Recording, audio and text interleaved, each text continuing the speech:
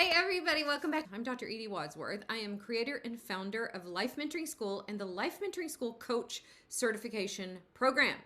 So we've had Life Mentoring School for 3 years. That program is to help passionate women heal, rediscover their fire, their gifts, so that they can impact generations. And then after we'd had that program for a few years, people kept saying, I love what I'm learning so much. I want to be able to use it to teach my people, or I want to be a coach, or I want to, use it in this Bible study I lead, or in this group of teenagers I lead. So we created Life Mentoring School Coach Certification Program, and we had our first round of certification students finish in May. We celebrated them with an incredible live event that was open only to our coaching clients.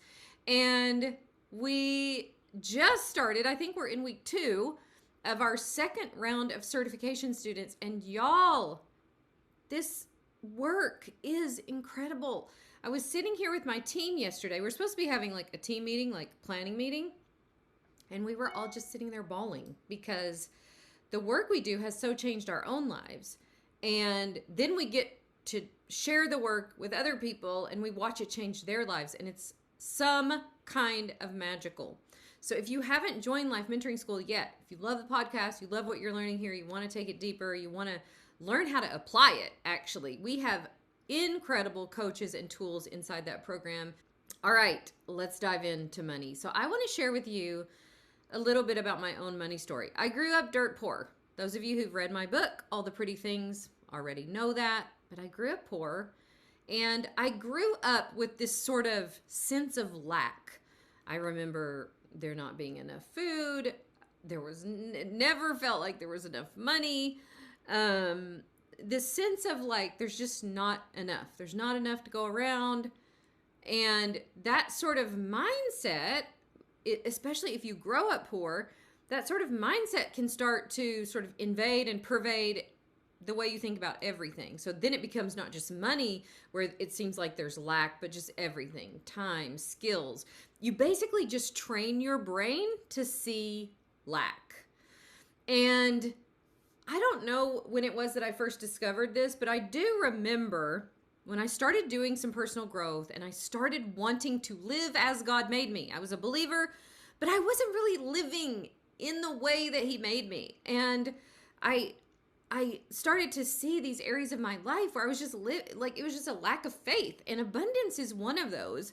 Kind of gets a bad rap because people are like, oh, that's the prosperity gospel. No, it isn't. I don't believe that. I don't believe the prosperity gospel at all. And I don't believe that do the right things and God will bless you in monetary ways. But here's what I do believe. You train yourself to see the world a certain way. There's a Joe Dispenza quote that says, we don't see the world as it is, we see it as we are. And I firmly believe that when you train yourself to see lack, you could have the same amount of money, stuff, gifts, skills, whatever, as somebody else, but you've trained yourself to see lack. It doesn't matter how much you have. So what I teach my clients is, it's already there. All the abundance in your life is already there. You have to open your eyes to it. You have to open your eyes, open your heart, see the abundance that's there. I also teach my clients, it's a stance of faith. It's a stance of faith that I have everything I need and so much more.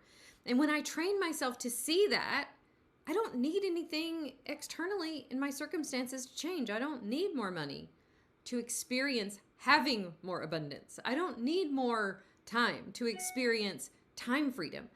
It's all about the way I am seeing the world, and which creates these thoughts, these feeling patterns, which creates just your way of being in the world. So you've been around people who have a total poverty mindset. Everything's always wrong. There's never enough. They're always complaining. It's always this sort of underlying dissatisfaction, negativity, and that is just training yourself to see the world that way. And when you do that, it prevents you from experiencing the abundance, the peace, the joy that God created you for. And what I found in my own life is because I was living in this sort of dissatisfaction, a lot of feeling this lack, So feeling this overwhelm, I should strive more, I should work harder. I got my, stress hormones all out of whack. I've got to do more, be more, achieve more, make more. Gets you revved up into this way of being that we weren't created to live in. We weren't created to live like that. And it doesn't matter how much you actually have. It matters how you see what you already have. And as I trained myself out of this way of being, it was so much easier to let go of those negative habits, because a lot of the negative habits that I had developed because I wanted some kind of temporary pleasure as a break from all the pressure I was putting myself under.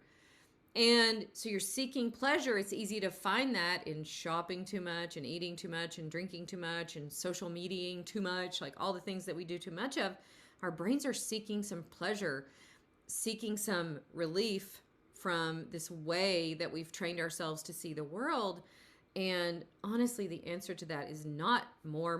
The answer to that is open your eyes to every amazing thing that is right in front of you.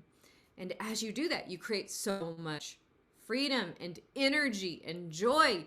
This is the way you're meant to live, to see the tremendous blessings, abundance, like all of the things that we've been given. And so for myself, what that caused for me is basically a shopping addiction.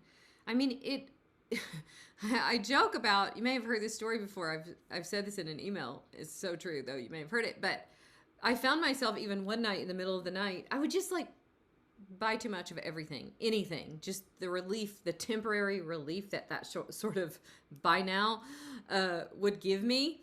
This was just when internet shopping had become a thing. And I bought a sewing machine in the middle of the night, and like a frantic stress purchase on QVC. And when the sewing machine came, my husband goes, "Do you even sew?" And I'm like, "No, but I mean, maybe I'll learn. It was a good deal." Now I wish I really had learned. I did. Okay, in my defense, I made a quilt. I would love to take up quilting. I would actually love to have a sewing machine now. I ended up losing that sewing machine in the fire. But all that aside, I had a crazy, basically, addiction to shopping. I had the same trouble with food. I was trying to find anything to give myself this sense of abundance. But when you do that, not inwardly, creating abundance in your heart by opening your mind and opening your heart to all of God's blessings, but when you do it by trying to prove to yourself that you have abundance by the abundance of things you have or whatever, it just doesn't work.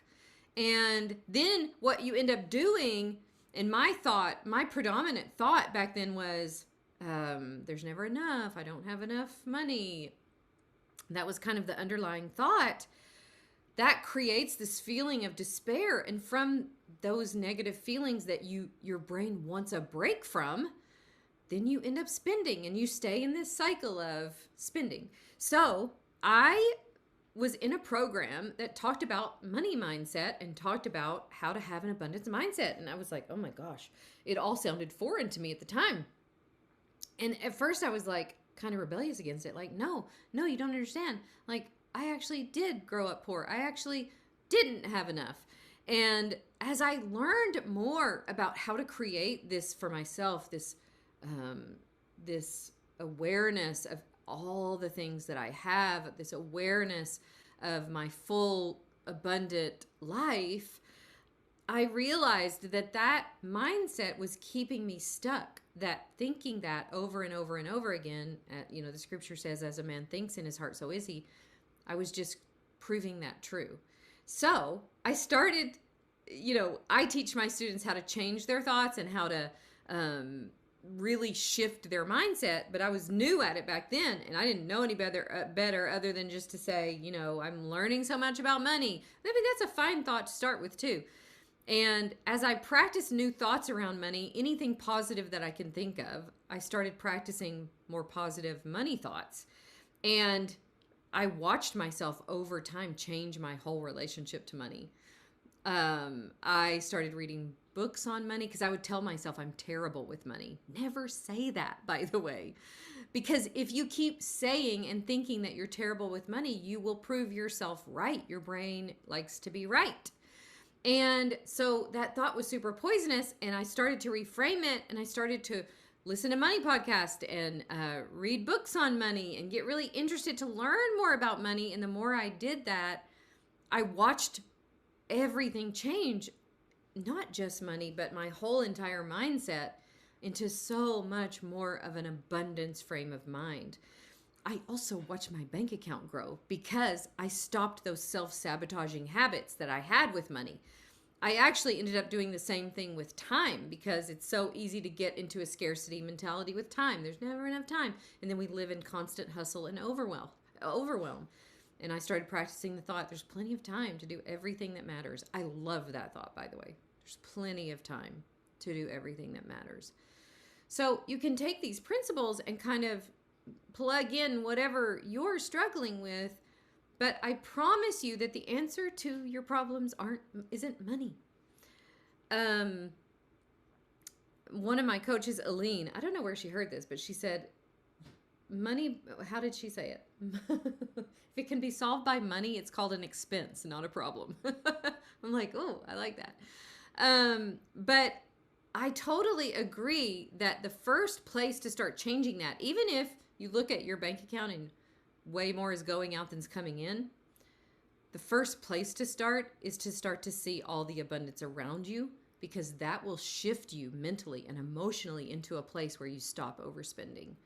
So if you are, in the middle of bad money habits, bad time habits, there is hope. The first step is to change the way you think about it and talk about it. Stop saying there's not enough time. Stop saying I'm terrible with money, and decide intentionally what you want to create in your life with the time and money you do have, and how you want to see your whole life through the lens, through the frame of abundance. You can create so much more money and so much more time for yourself by realizing that you're the one creating it by how you think and how you feel, and then how that translates into the actions that you take. All right. Well, I'm so grateful to be back. I'm so happy to have spent this time with you. We would love to have you join us in Life Mentoring School if you haven't joined us yet. We also have a fun week coming up in September called Freedom Week. I'm going to be sharing more details with you over the next couple of podcasts, but be watching for that. You want to join us. It's a 3-day live online event, and we do these quarterly. So make sure you join us. We'll have some super fun giveaways, just a lot of, this is the time where we get to share a lot of what we're doing inside of Life Mentoring School with the public. Such a fun week. So Freedom Week coming September 14th. And otherwise, happy to be back, and I hope you have a good rest of your week. Love you guys. Bye.